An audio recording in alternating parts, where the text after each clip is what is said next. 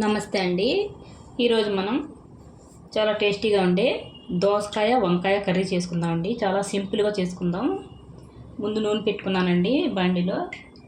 నేను 3/4 కేజీ దోసకాయలు తీసుకున్నానండి.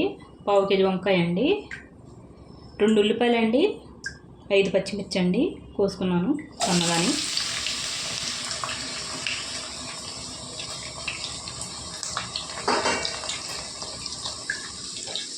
దోసకాయ ముక్కలు కూడా వేసేసుకుందామండి, ఉల్లిపాయలతో మగ్గిపోతాయి.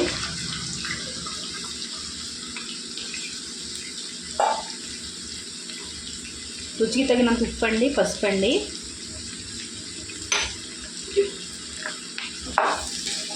బాగా కలుపుకుందామండి.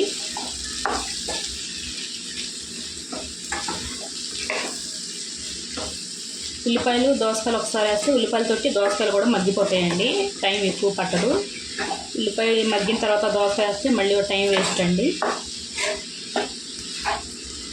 ఇలా వేసుకుంటే చాలా సింపుల్గా అయిపోతాయండి కూరలు ఏవైనా సరే.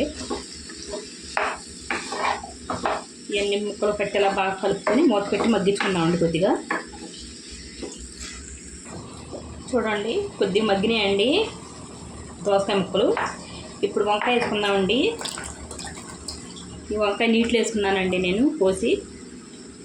పెద్ద వంకాయ అండి, చిన్న ముక్కలు చేసుకున్నాను. వంకాయ ఎక్కువ కూడా వేసుకోవచ్చండి.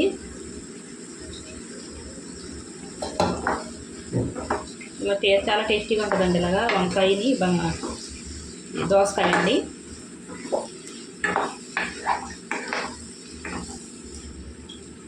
వంకాయ బాగా ఇష్టపడే వాళ్ళు ఎక్కువ వేసుకోవచ్చండి.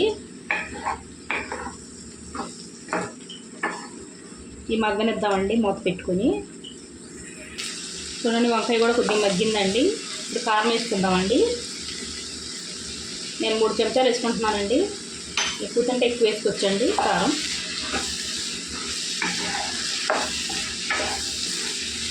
ఇది కారం వేగనిద్దామండి కొద్ది లైట్గా.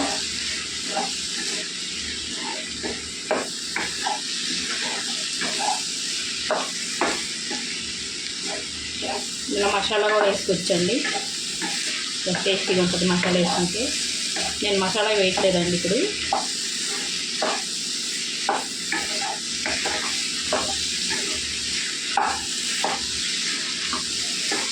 సరిపోతుందండి. ఇప్పుడు చూడండి 4 టమాటాలు ప్యూరీ చేసుకుని వేసుకుంటున్నాను.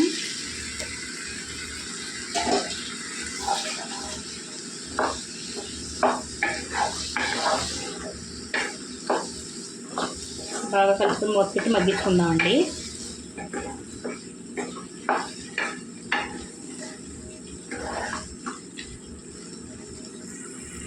చూడండి టమాటా వేసిన తర్వాత నేను దగ్గరికంట వండుకున్నానండి. బాగా ఉడికిపోయింది దగ్గరికంటని, నూనె తేలేలాగా. ఇప్పుడు నీళ్ళు వేసుకోవాలండి. ఒక 1/2 గ్లాస్ వేసుకుంటే సరిపోతాయండి నీళ్ళు.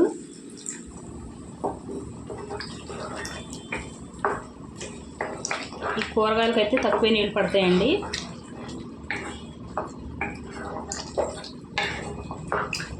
బాగా కలిపేసుకొని మూత పెట్టి వండుకోవాలండి. ఉడికిన తర్వాత చూద్దామండి. చూడండి దగ్గరకంటే ఉడికిపోయిందండి. వంకాయ వేస్తే టేస్టే మారిపోద్దండి దోసకాయ. ఇది చాలా టేస్టీగా ఉంటుంది. ఇంకా వేసుకొచ్చండి వంకాయలు. 3/4 కేజీ దోసకాయలకి ఒక 1/2 కేజీ వంకాయలు తీసుకొచ్చండి. చాలా బాగుంది కర్రీ. ఉడికిపోయిందండి. కొత్తిమీర వేసుకుందామండి. ఇంతేనండి దోసకాయ వంకాయ అండి. నచ్చితే లైక్, షేర్, సబ్స్క్రైబ్ చేసుకోండి.